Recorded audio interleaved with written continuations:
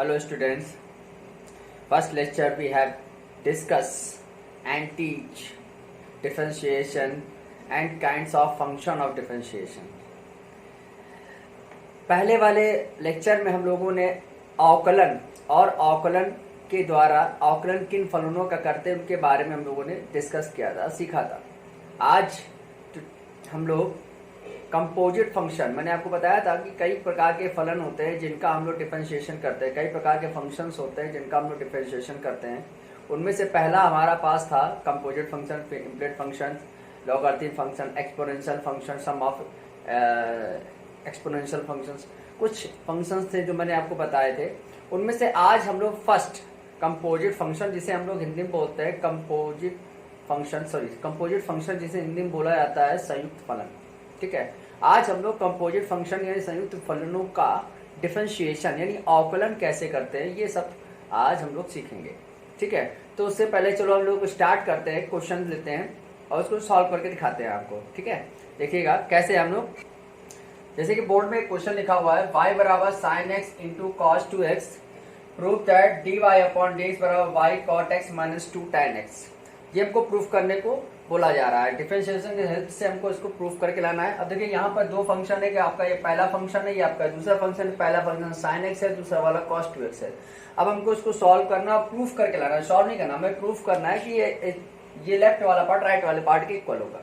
ठीक है, उसके लिए देखिए यहाँ पर आपको मैंने बताया था जब हमारे पास दो फंक्शंस होते हैं, या फॉर्मूला भी मैंने आपको पहले लेक्चर में लिखवाए थे, तो जगह आपके पास जब दो फंक्शंस होते हैं और दो फंक्शन मल्टीप्लाई के रूप में होते हैं तो उसका फॉर्मूला क्या होता है, पहला वाला फंक्शन सेम दूसरे वाले फंक्शन का डिफरेंशिएशन प्लस दूसरा वाला फंक्शन सेम पहले वाले का डिफरेंशिएशन। तो हम लोग इसी का रूल का हम लोग फॉलो करेंगे और इसको सॉल्व करेंगे। देखिए सबसे पहले मैंने क्या किया, यहाँ पर ले लिया dy upon dx। dy upon dx मतलब ये बता रहा है कि इंडिपेंडेंट टर्म मैंने बताया था आपको क्या होता है, इंडिपेंडेंट टर्म हमारा x होता है और डिपेंडेंट टर्म क्या होता है, y होता है। तो इंडिपेंडेंट टर्म के रिस्पेक्ट में मैं y का यानी डिपेंडेंट टर्म का चेंजमेंट कर रहा हूँ, डेरिवेटिव कर रहा हूँ। ठीक है, यानी डेरिवेटिव को क्या मतलब हुआ कि x स्वतंत्र चर के सापेक्ष y में होने वाला परिवर्तन। सिंपल सी लैंग्वेज है, x स्वतंत्र चर के सापेक्ष y में होने वाला परिवर्तन, यानी x independent variable differentiation y dependent variable differentiation with respect to independent variable x। ठीक है, dependent variable differentiation with respect to independent variable x, यानी y जो डिपेंडेंट वेरिएबल है और जो x जो इंडिपेंडेंट वेरिएबल है, तो y का डिचेंजमेंट करना है। किसके रिस्पेक्ट में करना है, किसके रिस्पेक्ट में करना है भाई, इंडिपेंडेंट वेरिएबल के। तो यहाँ देखिएगा x हमारा इंडिपेंडेंट है, y मेरा डिपेंडेंट। ये स्वतंत्र चर x के सापेक्ष y में होने वाला परिवर्तन ही हमारा क्या कहलाता है, अवकलन कहलाता है। सिंपल सी लैंग्वेज। तो भाई यहाँ पर dy अपॉन dx, अब देखो यहाँ हम करेंगे ये पहला फंक्शन है दूसरा फंक्शन है, तो रूल लगता है। तो रूल क्या होता है, पहला वाला फंक्शन सेम दूसरे वाले फंक्शन का डेरिवेटिव यानी अवकलन चेंजमेंट। ठीक है, प्लस दूसरा वाला फंक्शन सेम पहले वाले का डेरिवेटिव।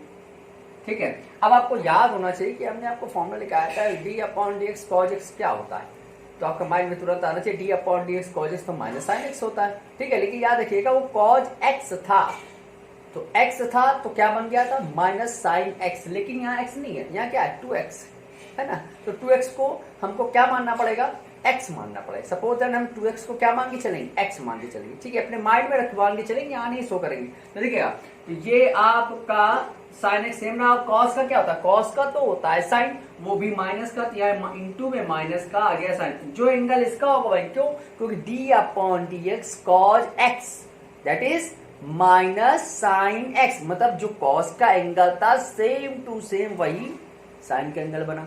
यानी यहाँ पे जो कॉस का एंगल है वो 2x है, तो इसका भी क्या आएगा 2x आएगा। लेकिन हमारा जो डिफरेंशिएशन होता है वो केवल x के लिए होता है, यहाँ क्या है 2x है, तो इसका मतलब ये हुआ कि हमें 2x का दोबारा करना पड़ेगा। ठीक है, तो दोबारा करेंगे तो क्या लिख देंगे यहाँ पर डी अपॉन डी एक्स, ये लिख दिया मैंने 2x। ठीक है, आगे देखिएगा इस बार ये cos 2x वाला फंक्शन हमारा सेम रहेगा। साइन का क्या होता है भाई, ये साइन का होता है cos x। मैंने आपसे कहा था फॉर्मूले आप लोग थोड़ा सा रिकॉल कर लीजिएगा और जब भी लेक्चर देखिएगा तो पहले फॉर्मूले लर्न कर ले, तो आपको और अच्छी तरह समझ में आएगा। ठीक है ना, आगे आ जाएगा। तो यहाँ देखिएगा, यहाँ पर आपका सेम रहा, यहाँ देखिए 2 आपका बाहर आएगा, नंबर हमेशा बाहर आता है। नंबर क्यों बाहर आता है? क्योंकि नंबर, अभी मैंने आपको पहले जब फॉर्मूला लिखाया था तो आपने कहा होगा, सुना सर ने तो कहा था कि जो कांस्टेंट नंबर होता है उसका डिफरेंशिएशन 0 होता है। बिल्कुल सही बात है, कांस्टेंट नंबर का डिफरेंशिएशन 0 होता है। और यहाँ 2 क्या है? कांस्टेंट है, यानी इसका 0 होना चाहिए, लेकिन नहीं होगा। क्यों? क्योंकि यहाँ पर 2 कांस्टेंट के साथ क्या जुड़ा है? एक वेरिएबल जुड़ा हुआ है। वेरिएबल कौन सा जुड़ा हुआ है? एक्स जुड़ा हुआ है। अगर ये सिंगल 2 होता, इसके साथ कोई वेरिएबल ना होता, तब इसका डेरिवेटिव क्या मानते हैं हम लोग? 0। लेकिन ये अभी डेरिवेटिव, ये भाई कांस्टेंट नंबर नहीं कहलाएगा, ये क्या कहलाएगा? अब ये कहलाएगा अलजेब्रिक टर्म कहलाएगा, यानी बीजीय फलन कहलाएगा। इसको आप कोई नंबर नहीं कह सकते, कोई संख्या नहीं कह सकते। क्यों? क्योंकि 2x है, और आप जानते हैं 2x कोई नंबर नहीं होता है। 2x क्या होता है? बीजीय फलन होता है, बीजीय फलन का अवकलन होता है। इसका मतलब यहाँ पे जो 2 है ये नंबर अलग हो जाएगा और x का डेरिवेटिव हो जाएगा। तो देखिए 2 हमारा आ गया बाहर, ये माइनस हमने पहले लगा दिया, साइन मेरे पास ये लिखा रहा है साइन एक्स, और साइन 2x ये भी लिख दिया। इधर देखिए, अब हमने आपको बताया था कि x का x के रिस्पेक्ट में जो डिफरेंशिएशन होता है, यानी d/dx x बराबर 1 होता है। ठीक है, फॉर्मूला याद कर लीजिएगा, d/dx x का डिफरेंशिएशन क्या होता है? 1 होता है। तो यहाँ पे इसका जो ओवरऑल रिजल्ट आया वो कितना है? 1 लिखा नहीं जाता है, 1 लिखने कोई मतलब बनता नहीं। तो ये आपका एटीजी इतना ही बन गया। प्लस इसमें आप कर ही चुके हो, इसमें कुछ करना नहीं, तो हो गया 2 cos x into cos x। ठीक है ना, ये किसकी वैल्यू आ गई भाई? ये आ गई dy/dx। अब देखिए हमें प्रूफ क्या करना है? हमें प्रूफ करना है कि dy/dx मतलब इसकी जो वैल्यू है ये है ना, ये वैल्यू, ये वाली वैल्यू यहाँ रखेंगे, तो ये वाली वैल्यू इधर वैल्यू इक्वल आनी चाहिए। इसका मतलब इधर इक्वल आ नहीं रही, तो मैंने क्या किया, इसका ये वाला पार्ट टेक कर लेते हैं। तो मैंने टेक कर लिया राइट हैंड साइड, ले ले right hand side. Right hand side में देखो क्या लिखा, y, यहाँ क्या लिखा आपके पास cot x, यहाँ पे क्या लिखा है 2 tan 2x। ठीक है, y की वैल्यू आपको पता है, पहले से क्वेश्चन में आपको y की वैल्यू दे रखी है। देखिए y की वैल्यू दे रखी है, यहाँ रख दिया y का मान, यहाँ गया sin x into cos 2x। यहाँ देखिए cot का मान क्या होता है भाई? cos x upon sin x। यहाँ देखिए 2 साइन का क्या होता है भाई? यहाँ पे आ जाएगा sin 2x अपॉन यहाँ पे क्या आ गया? cos 2x आ गया। एलसीएम लेना शुरू करो भैया। एलसीएम लेंगे तो देखो ये आपका सेम रहा, ये आपका सेम रहा, इसका मल्टीप्लाई इसके साथ तो हो जाएगा cos 2x into cos x, minus इसका इसके साथ माइनस का 2 sin 2x into sin x। और एलसीएम में आप जान रहे दोनों हमने लिए, यहाँ पे आ गया sin x into cos। Simple है, मैंने एलसीएम लिया जैसे हम लोग लेते हैं। तो देखिए ये वाला पार्ट आपका दोनों से कैंसिल हो गया, तो रिमेनिंग आपको बचा क्या? रिमेनिंग आपके पास राइट हैंड साइड में बचा cos x cos 2x minus 2 sin 2x into sin x, ये रिमेनिंग बचा। और देखिए यही वाले पार्ट तो हमारा राइट हैंड साइड की, लेफ्ट हैंड साइड की वैल्यू है। देखो ये तो लेफ्ट हैंड साइड की वैल्यू है, यानी हम इसकी जगह क्या लिख सकते हैं? dy/dx। तो हमारा लेफ्ट हैंड साइड आ गया कि नहीं आ गया? आ गया ना। तो हम राइट हैंड साइड लेके चले, लेफ्ट हैंड साइड आ गया, हमारा प्रूफ हो गया ना, समझ में आया ना? ठीक है, इस टाइप से आपको अब इसी प्रकार से मैं दूसरे सवाल और आपको करके दिखाता हूँ। ठीक है, चलिए इसको आप एक बार देख लीजिएगा। मैंने क्या किया, यहाँ पे लगाया फर्स्ट इंटू सेकंड का फॉर्मूला, पहला फंक्शन सेम, दूसरे वाले का डेरिवेटिव प्लस दूसरा वाला सेम, पहले वाले का डेरिवेटिव। यहाँ देखिए ये पार्ट आपका सेम रहा, इसका डेरिवेटिव क्या, तो कॉस का आपने बताया था साइन होता है, साइन है, लेकिन जो कॉस का एंगल में होगा वही साइन के एंगल में होगा। अब चूंकि हमारा जो डिफरेंशिएशन का रूल होता है d/dx cos x का होता है माइनस साइन x, लेकिन यहाँ x नहीं था, यहाँ पर क्या था 2x था, तो हमें इस 2x को फिर से करना पड़ेगा। ठीक है, तो 2x को मैंने फिर कर दिया। तो 2x में आपका 2x जो कौन सा नंबर कहलाएगा? अलजेब्रिक नंबर कहलाएगा, कांस्टेंट नंबर नहीं कहलाएगा। कांस्टेंट नंबर होता तो वैल्यू 0 होती, लेकिन अलजेब्रिक टर्म है, इसलिए अलजेब्रिक टर्म का ये 2 बाहर ले लिया और x का डेरिवेटिव 1 होता है। क्या होता है भाई? 1 हो गया, तो इसका रिजल्ट ओवरऑल देखिए ये आ गया। अब देखिए cos सेम टू सेम रहेगा, यहाँ sin x का डेरिवेटिव आपने क्या बताया? cos x होता है, तो इसका भी डेरिवेटिव होगा, जो बचा ही आ गया। अब हमको ये प्रूफ करके लाना था, तो मैंने इसका राइट हैंड साइड टेक कर लिया, और इधर देखिए y की वैल्यू ये दी गई है देखिए, और cos को आपने तोड़ दिया cos upon sine, sorry cot को आपने तोड़ दिया cos अपॉन साइन, tan को तोड़ दिया sin अपॉन cos, और सिंपल एलसीएम में लिए आपका आंसर आ गया। ठीक है, अब नेक्स्ट क्वेश्चन आपके सामने इस प्रकार देखिए। तो नेक्स्ट क्वेश्चन हमारे पास देखिए लिखा हुआ है y बराबर 1/√1 प्लस x प्लस √x, हमारे पास ये लिखा हुआ है। तो सबसे पहले आप देखिएगा यहाँ पे जो अंडर लगे हुए हैं, देखिए अंडर ये भी लगा, अंडर ये भी लगा, तो ऐसे नंबर्स को हम लोग बोलते क्या है? पहले तो आपको पता होना चाहिए, जो रूट में नंबर्स होते हैं उनको हम लोग क्या बोलते हैं। ठीक है, तो मैं बता देता हूँ, जो रूट वाले नंबर होते हैं, जो वर्गमूल वाले नंबर होते हैं, उनको अपरिमेय संख्याएं बोला जाता है, यानी इरेशनल नंबर्स। रेशनल नंबर अलग होते हैं, जो पी अपॉन क्यू के फॉर्म के इरेशनल नंबर है, क्योंकि ये स्क्वायर रूट से बाहर नहीं आ पाते, इनकी वैल्यू बाहर नहीं निकाल सकते। तो ऐसे क्वेश्चनों को जिसमें आपका ई स्क्वायर अंडर रूट लगा होगा डिनोमिनेटर में होंगे, तो सबसे पहले डिनोमिनेटर से इरेशनल नंबर को चेंज करना पड़ेगा रेशनल नंबर में। मतलब जब भी आपके पास सवाल y बराबर 1 अपॉन अंडर रूट नीचे दिया गया होगा, तो अंडर रूट को सबसे पहले हटाना होगा, और हटाने के लिए आप जानते हैं रूट कब हटता है, जब इसका कॉन्जुगेट के मल्टीप्लाई का ऊपर नीचे मल्टीप्लाई करते हैं, यानी हमको इसके कॉन्जुगेट के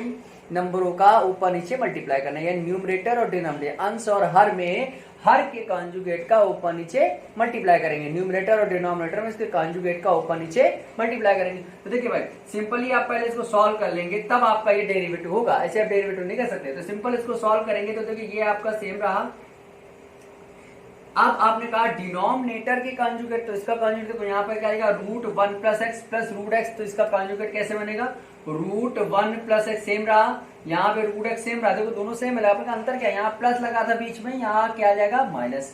अब ये नंबर का ऊपर में मल्टीप्लाई हो जाएगा, root 1 plus x minus root x हो जाएगा। भैया हो गया, समझ में आया कॉन्जुगेट कैसे करना है। कॉन्जुगेट मतलब कि नीचे वाले का साइन बदल दो बस, और ऊपर नीचे उसका न्यूमरेटर डिनोमिनेटर उसी नंबर का मल्टीप्लाई कर दो। नंबर हमारे सेम है, नंबर की पोजीशन भी सेम है, बट जो नंबर जो एडिशन साइन में ऐड थे वो सब्ट्रैक्शन साइन में आ गए, बस ये इसका कॉन्जुगेट हो गया। ठीक है, अब कॉन्जुगेट को मल्टीप्लाई करने के बाद देखिएगा ऊपर वाला तो 1 से मल्टीप्लाई करेंगे, कोई फर्क नहीं पड़ेगा, जैसा है वैसा ही बन जाएगा, तो बन गया root 1 plus x minus root x बन गया। लेकिन नीचे देखिएगा a plus b a minus b, यानी क्या होता है a plus b a minus b, क्या होता है formula a square minus b square, यानी ये क्या बन गया रूट 1 प्लस एक्स का whole square minus root x square.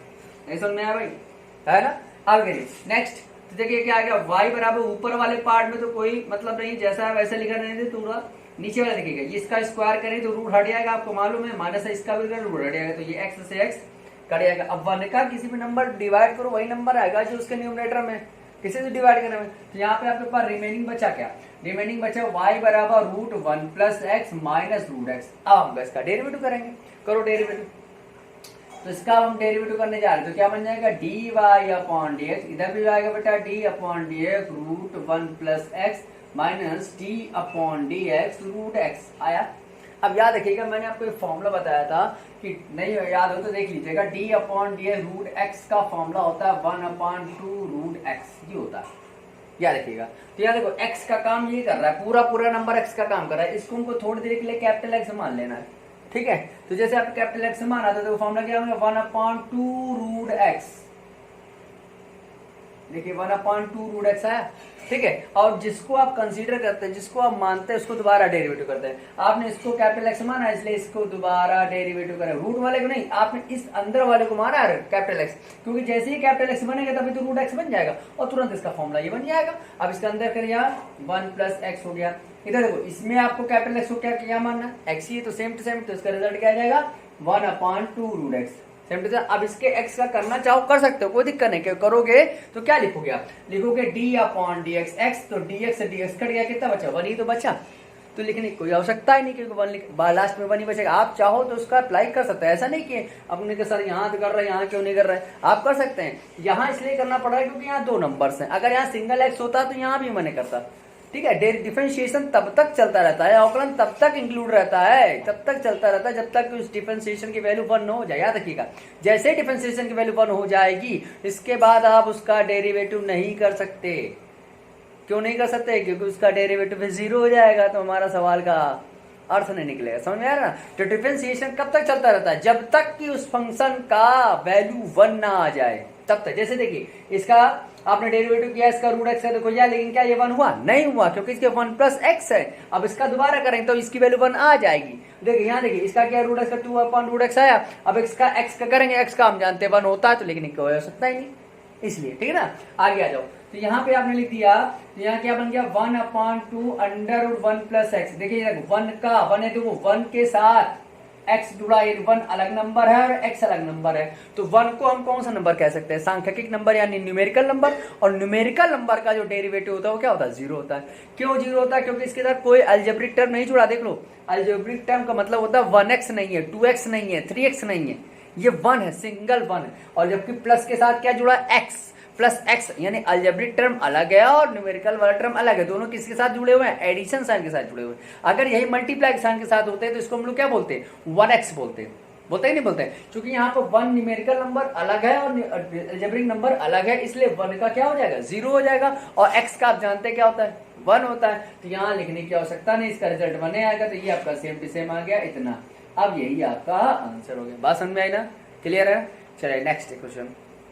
तो देखिए बोर्ड में क्वेश्चन मैंने लिखा हुआ है y बराबर x into sine x into cos x. अब यहाँ पर 3 फंक्शन है, अभी तक आपने 2 फंक्शन का पढ़ा, ये तो 3 फंक्शन।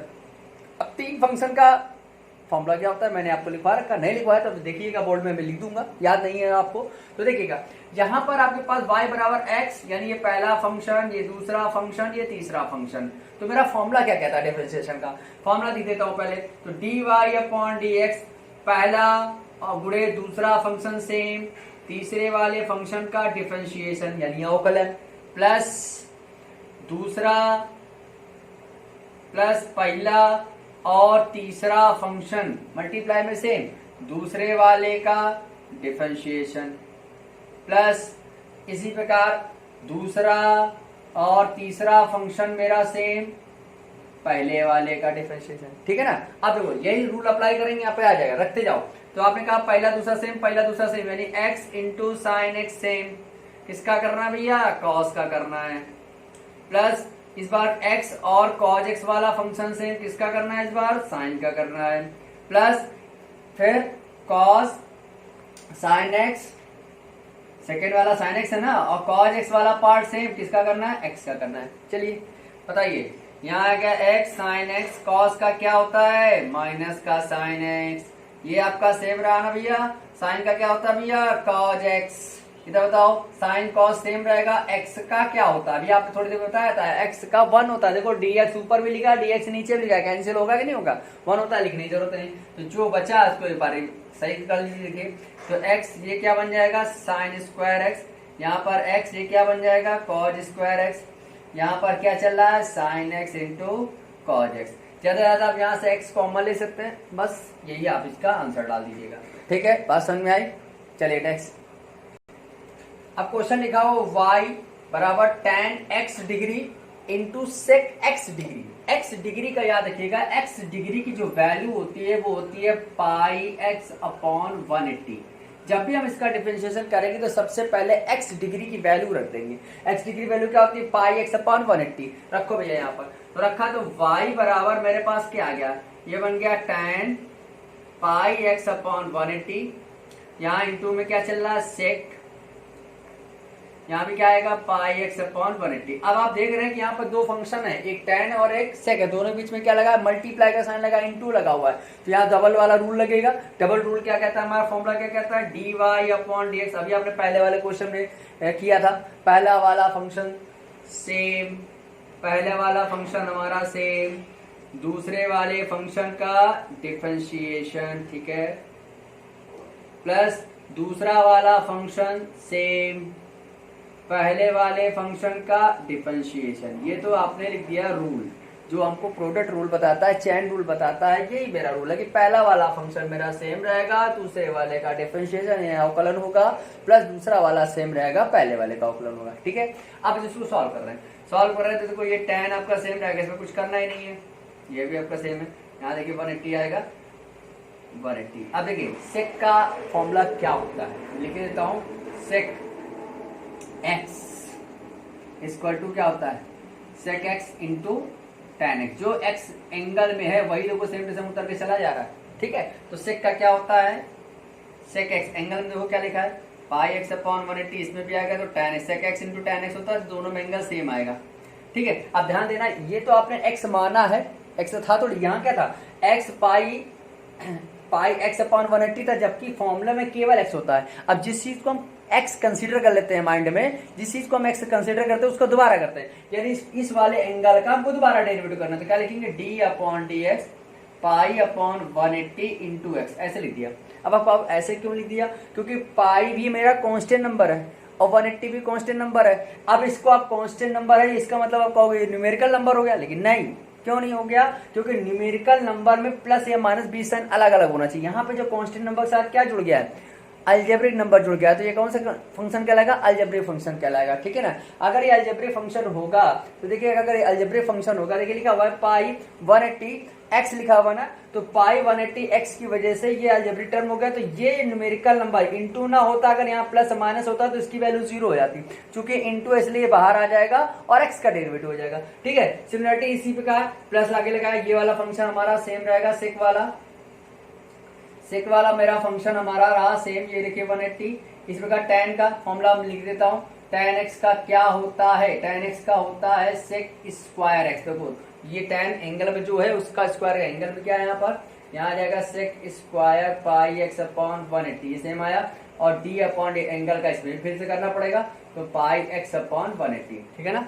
आगे देखो, अगर मैं इसका करने जा रहा हूँ तो देखिएगा क्या होगा, पाई एक्स अपॉन 180 हो गया, ठीक है ना। अब देखिएगा यहाँ पर सॉल्व कर रहा हूँ, यहाँ पर जैसे क्या, तो देखो ये मेरा पार्ट आपका रहा सेम, ये वाला पार्ट ये भी आपका देखो सेम रहेगा, तो tan और tan का मल्टीप्लाई, तो अब देख रहे हैं tan स्क्वायर बन जाएगा, और यहाँ पर क्या आ जाएगा, सेक पाई एक्स अपॉन 180 आएगा।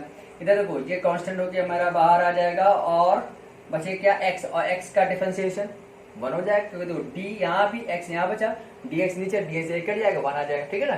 तो यहाँ देखिएगा आगे नेक्स्ट, यहाँ देखिए सेक पाई एक्स अपॉन 180 आपका सेम रहेगा, इसका आप जानते हैं क्या लिखा हुआ है, sec square pi x upon 180 लिखा हुआ है, ठीक है ना। यहाँ देखो इसमें भी आप जानते हैं पाई अपॉन 180 बाहर आ जाएगा और x का 1 हो जाएगा, ठीक है ना। अब देखो यहाँ से सॉल्व कर लेते हैं, तो कॉमन क्या दिख रहा है, पहले तो हमको यही से कॉमन दिख रहा है, ये कॉमन दिख रहा है, ये चीज कॉमन दिख रही है, कॉमन लेके बाहर ले लो, बाहर ले लिया तो यहाँ पे आपका pi 180 into sec pi x upon 180 common है, अंदर क्या बचा, tan square pi x upon 180 बचा हुआ है, plus sec square pi x upon 180 बचा हुआ। आप देखिएगा पाई एक्स अपॉन 180 को हम लोग बोलते क्या है, एक्स डिग्री, रख दीजिए वैल्यू, तो यहाँ पे पाई अपॉन 180 आपका सेम रहा। यहाँ देखिए इसको भी एक्स डिग्री लिखेंगे तो क्या आ जाएगा, सेक एक्स डिग्री, यहाँ क्या आ जाएगा tan स्क्वायर एक्स डिग्री, यहाँ क्या आ जाएगा सेक स्क्वायर एक्स डिग्री, और ये मेरा क्वेश्चन कंप्लीट हो गया। बात समझ आई।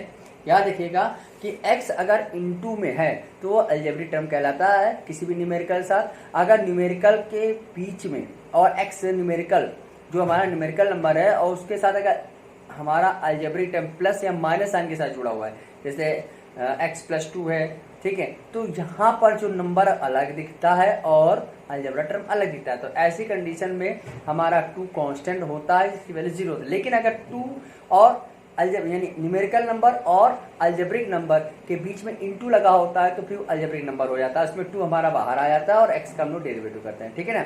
अब आपको इससे रिलेटेड कुछ क्वेश्चन मैं दे रहा हूँ, आपको उनको अपने आपसे सेल्फ स्टडी करना है, जो ना है वो हमको बताइएगा, ठीक है। तो क्वेश्चन मैं लिख देता हूँ, देखिएगा ये कुछ क्वेश्चन लिखे हुए देखिएगा, आपको सॉल्व करना है। क्या करना है, फाइंड dy अपॉन dx, हमको dy अपॉन dx फाइंड करना है।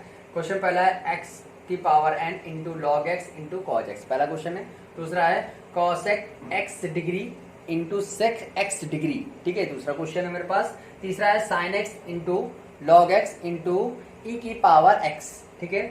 और ये आपका चौथा क्वेश्चन है 1 upon x plus under root 1 plus x square, ठीक है। फिर देखिएगा 1 अपॉन अंडर रूट के अंदर 1 minus x minus root x. ये मेरे पास 5 क्वेश्चन है जिनको आपको जो भी मैंने बताया इस वीडियो के दौरान वही अप्लाई करके आपको सॉल्व करना है। इनमें जो भी आपको फॉर्मूले नहीं आते वो पहले वाले लेक्चर से आप अटेंड कर सकते हैं या आपके पास बुक्स होंगी उससे आप हेल्प ले सकते हैं, ठीक है। धन्यवाद। नेक्स्ट लेक्चर आपको नेक्स्ट टाइम, धन्यवाद।